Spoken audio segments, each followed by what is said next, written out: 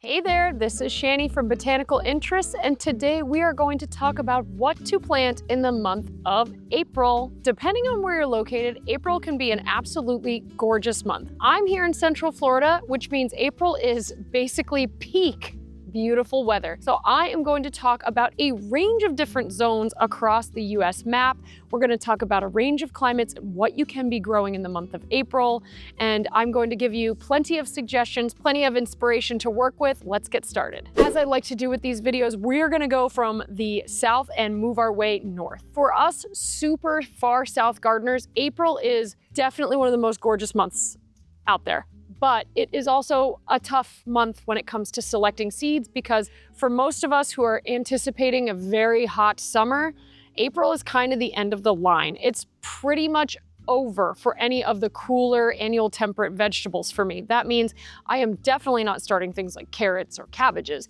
And I'm not even going to be able to start tomatoes anymore. It's just too hot to start tomatoes now. It's going to be, the nighttime temperature is going to be killing off my tomato flowers. So no more tomatoes even. I am pivoting over to my super heat tolerant crops. This means if I'm starting things from seed, this means things like my super hot peppers. Eggplants are one that actually are pretty heat resistant, so I could be starting some eggplants right now. I'm more thinking about plopping some heat tolerant leafy greens in my garden to ensure that when my lettuce here peters out in the next month or so, I've got something else leafy green to replace it with. So I'll be going for edible leaf hibiscus. That is an Abelmotius many-hot, Latin name. That one is my go-to for heat-tolerant greens. I also love Sisu spinach. Alternanthera is the Latin name of that one. I don't just want to rely on greens for my summer vegetables. I also want something crunchy, so I am going to go with a rat's tail radish. Actually, Botanical Interest sells rat's tail radish seeds. Here they are. This is super cool. It's way too late for a root-style radish right now in my area, but it's not too late to put in a radish that is actually grown for its seed pods, edible seed pods. It's also pretty much too late to have a good crop of zucchini or summer squash sowed in my area. You can technically do it, but you're going to have to apply quite a bit of BT. You're going to be contending with major pests as we get into summer. So instead, I am popping over to my edible gourds. These are things like the cucuzza gourd and the loofah gourd. Those are great to start in April in my area. It is already, the soil is plenty warm for these heat-loving crops. And this is another way for me to get some edible fruiting crops that can take the heat of summer. So we really have made our pivot over to summertime gardening. It's hard to believe April feels like early spring, especially this year when we had such a late frost, but it really is time to make that switch if you are in the super deep south and if you're expecting a really hot summer. Another more familiar crop that you could be popping in right now in the deep south is your okra. Okra is an annual temperate vegetable, but it loves extreme heat. I'll be doing cowpeas, okra, peanuts. Things like this can take just an incredible measure of heat, and it's really time to get them started. I've got the next few months as a window of planting for these things, but I love okra. I love making stir-fried Indian okra recipes. So this one is going to be essential. This one's going in my garden. Flowers that can take an extreme amount of heat can sometimes be hard to come by. This is my go-to, butterfly pea. It's no secret if you know me, you know that this is my life's obsession. I'm obsessed with this plant. But for good reason. It loves our climate in Central Florida. It's not invasive one bit, but it is so happy in the summer here.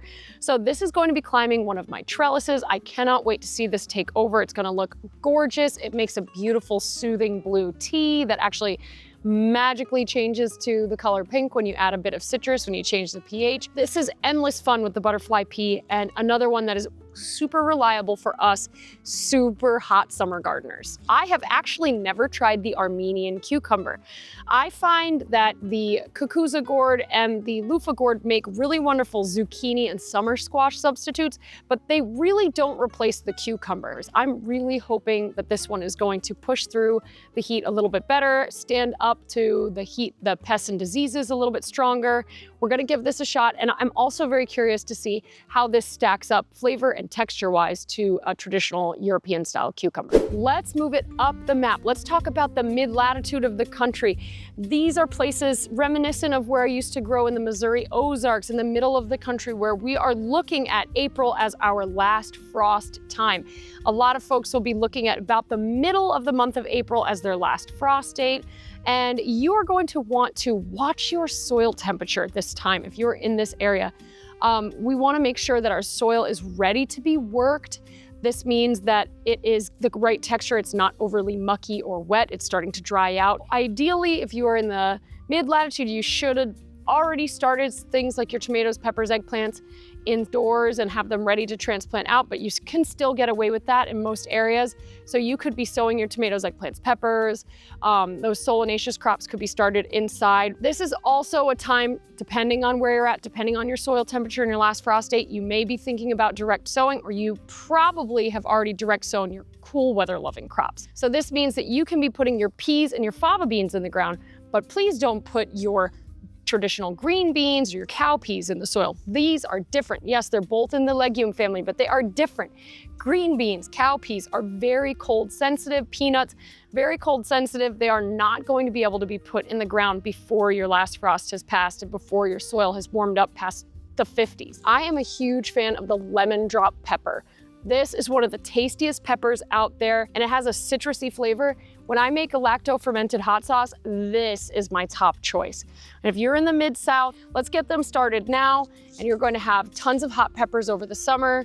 Your summer is going to get very hot, and you may lose some of your beloved cool weather loving crops, but you're not gonna lose these because they're just gonna keep right on going even as the summer gets really nasty. And you mid-lat gardeners are also gonna wanna think about an okra. This is another one that's going to be a staple in your garden.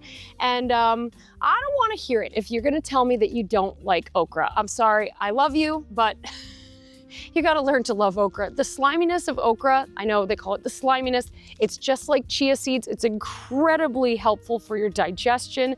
This is something that you just have to clock in your mind as a slightly medicinal food. You also can figure out ways to master the slight mucilage texture of okra to make it actually work for you in a recipe and taste really, really good. And this is gonna be a reliable old plant when everything else is petering out over the summer. Okay, now let's address the northern gardeners. Now, like I've said before, I grew up in southern New England. I know what it's like to grow up north. And let me tell you, April is a heartbreaking month at times. April is gorgeous. Sometimes we are seeing daffodils opening up, crocus peeping out. Other times it just winter doesn't let up and it is cold and you are not doing a ton of hands-on gardening, at least not outside directly.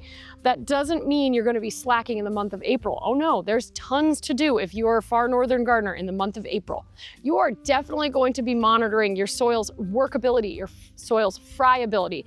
That means you're going to be digging down in the soil and checking to see if it's partially frozen, if it's still a little bit soggy. And this is a great time to start your solanaceous, your warm weather loving crops. Get them started indoors under a grow light and on a heat mat to make sure that you've really got the right conditions. Some far northern gardeners are expecting a very hot summer. Some have a more mild summer. That is going to be a differentiating factor on what you choose to start for your garden. So you might be jumping into some hot peppers.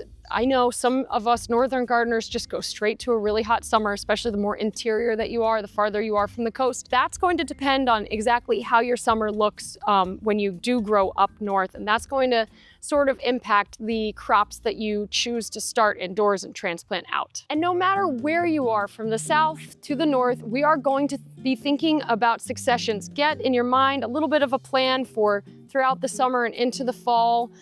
Try to work yourself a little bit ahead of the game if you can. I am somewhere where my summers are so hot that I'm planting a cover crop for the summer. Now, other gardeners really need that whole entire summer for their main cropping, and they're going to think about a cover crop in the fall and winter. So try to get ahead of yourself just a little bit. Make a bit of a game plan, especially when it comes to cover crops and working on your soil. Okay, I hope that gave you plenty to chew on, lots of excitement as we get into April. I hope you have a wonderful month gardening. You should have tons of dirt under your fingernails. Get going.